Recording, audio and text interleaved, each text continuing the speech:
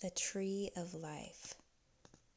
There are many handsome vines and trees and shrubs and herbs and mushrooms and otherwise thriving in the heavily forested and flowered Garden of Eden, which is a community garden for a large metropolitan area in a diversely populated, paradisical universe. God has many houses and an awesome ship that he also travels in when not teleporting. One of God's houses is in the Tree of Life in Eden.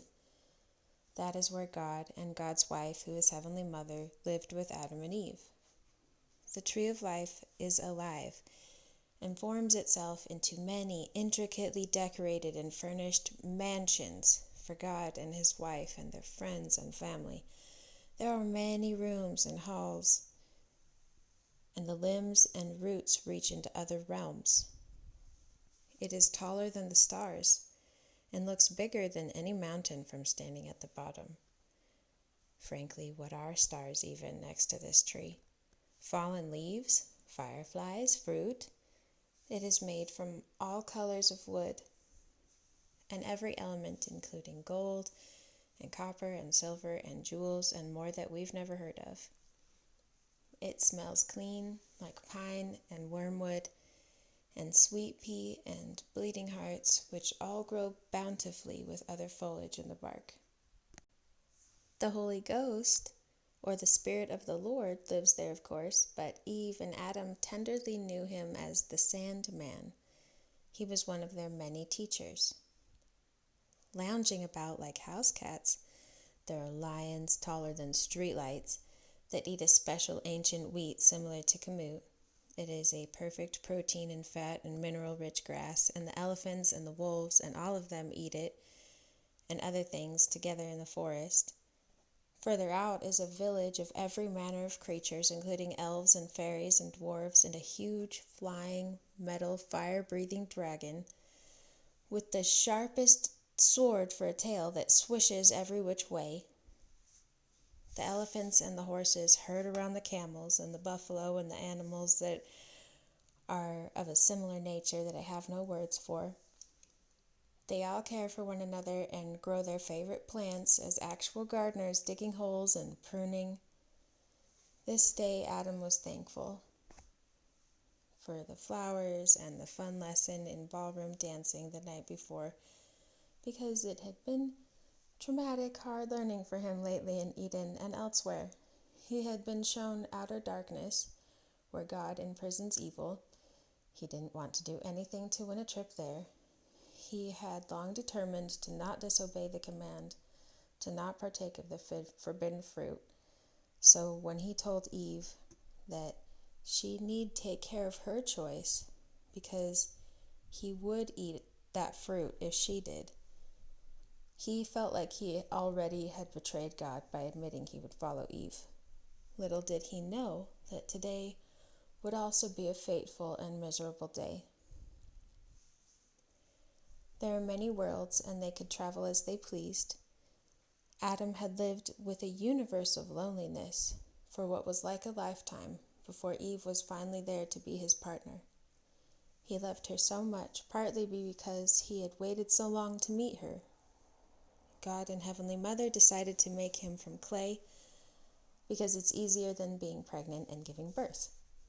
Mother had given birth before and was interested in other means for making children.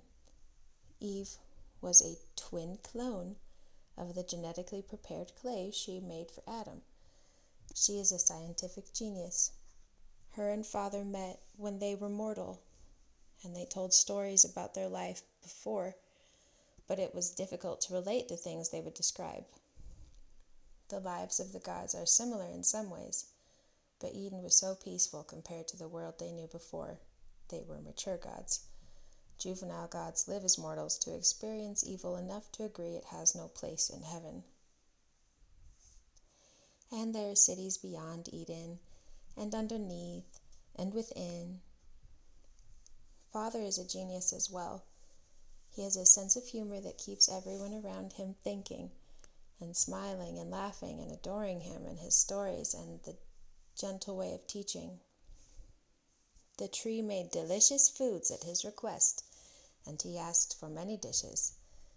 They had so many thousands of favorites that they would rotate through as the years passed. God showed them death.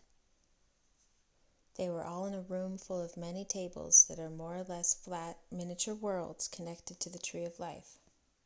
They would work on them together, daily forming mountains and deserts and tundras and oceans and storms and volcanoes and rainforests. Adam and God had been working on one called Earth for almost a week. It was while they were finishing it that God stopped the work to show Adam death, because he had asked to understand it better. Adam had 2 massive wolf dogs that were his most favorite. They went with him everywhere and were very clever. They would always help him win games. God is exceptionally massive, and he made himself smaller to accomplish this task. He told the dogs to sit in front of him, and they obeyed. Even after he slit the throat of one, the others stayed sitting still in place. God put the ornate metal knife back in his belt and broke the neck of the second dog. Adam and Eve saw the spirits of the dogs leave their bodies. A woman, dressed in a beautiful white metal dress, accompanied by a similar large white wolf dog, appeared, and the spirits of the dogs ran to her. Once together, they soon vanished after the woman opened a hallway in the air.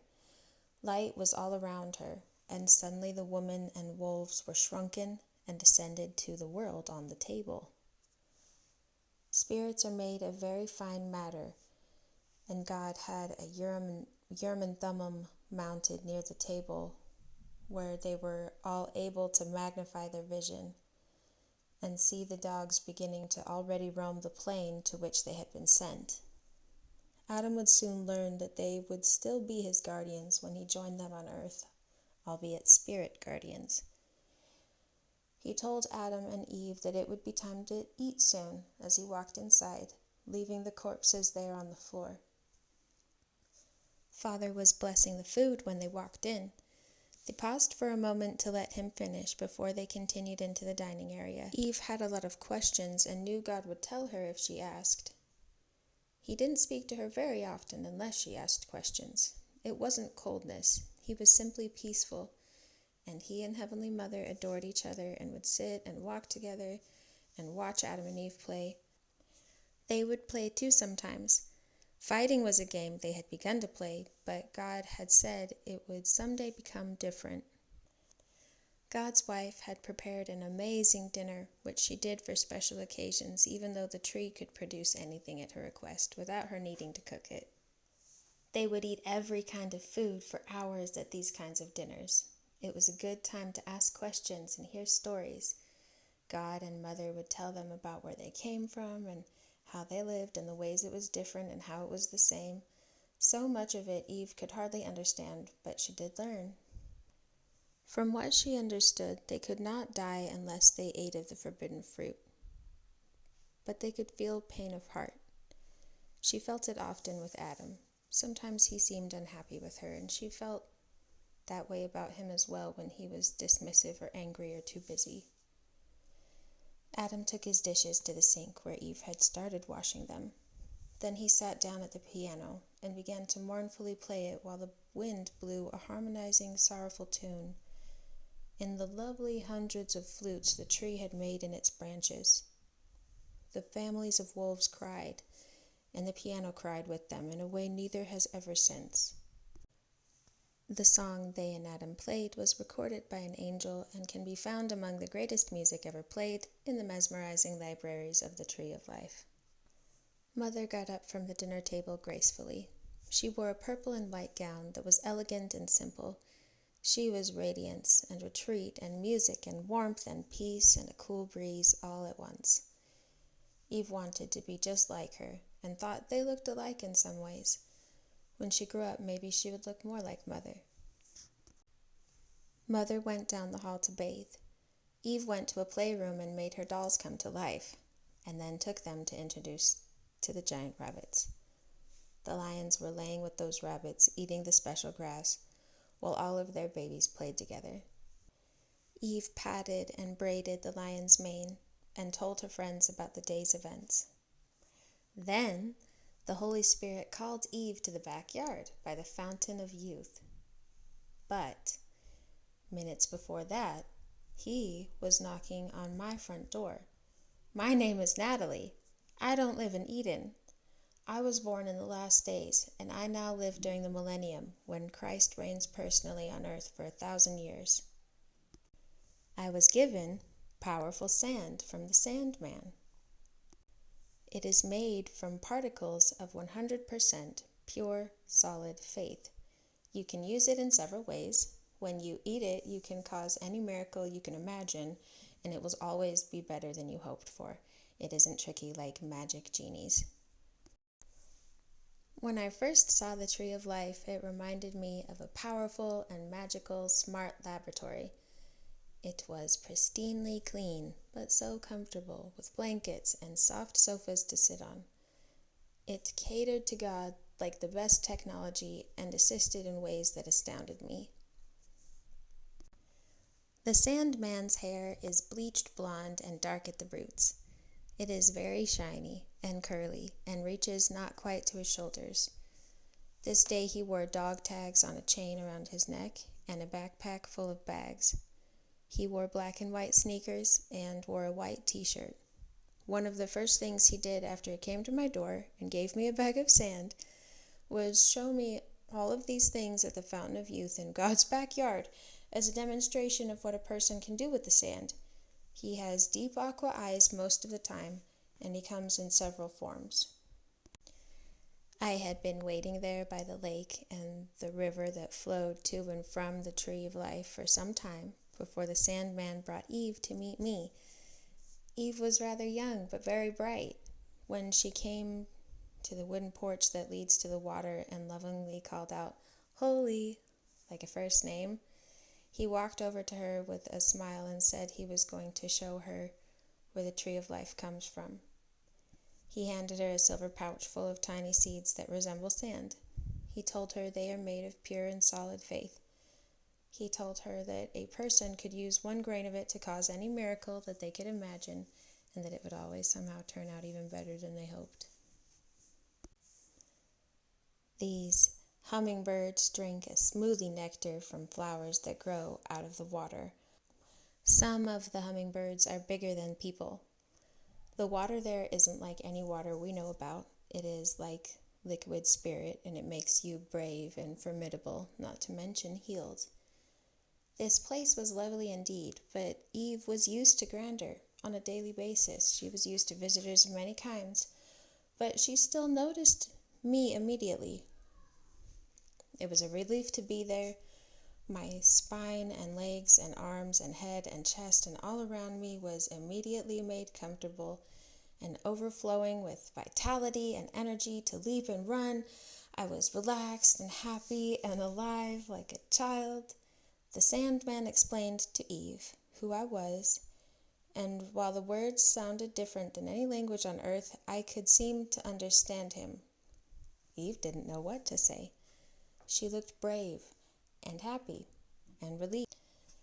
Our feet touched a little as we sat with them in a hot springs pool, and I was given visions of Eden and elsewhere, while she watched the world that would be in days to come. She learned more about Jesus Christ and the resurrection, and she saw the last days. Eve watched with tears, from laughing and sobbing to see her children and what would become of them. After what must have been at least 2 or 3 days of this, the Sandman told us that time goes on without us, where we come from, and that we are both needed at home. We could watch the future and history at a rate faster than normal time, but time was not frozen while we watched. It was going on without us. We hugged, and Eve told me that she would see me in the resurrection, if not before. She looked like a child to me, but I have no way of knowing how old she really was. Aging doesn't happen the same way in Eden. She looked like a warrior, if I have ever seen a warrior, and I saw her run to the tree of knowledge of good and evil to eat the fruit waiting for her at its perfect ripeness. She ran to it when she could have flown or teleported. Maybe she wanted to give Father or Adam a chance to stop her.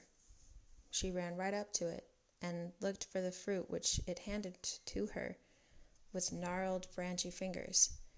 It looked similar to a fig, and it looked slimy, but the slime was coarse. The voice told her she wouldn't be able to have children unless she ate it, and other things. She put it all in her mouth, and the tree handed her another one to take for Adam, which was a little bigger than the one she had just eaten. I would later find out it was tasteless. It wasn't even bitter. It had hardly any texture. There wasn't much to it. She had left her bag of sand behind her in her backyard of the Tree of Life. Adam and Eve hadn't even seen all of God's house in Eden, and I saw even less for the brief time that the Sandman made it possible for me to see before I went back home. The tree of knowledge of good and evil was an extension of the tree of life, sharing many roots with it, including some of the roots which reached into the dark realms. When Adam and Eve ate the fruit, they became infested with evil incarnate parasites that had laid eggs within and without the fruit. Eve had frantically made clothes like I had been wearing when we met, as kind of a nervous breakdown, knowing she would soon speak with God.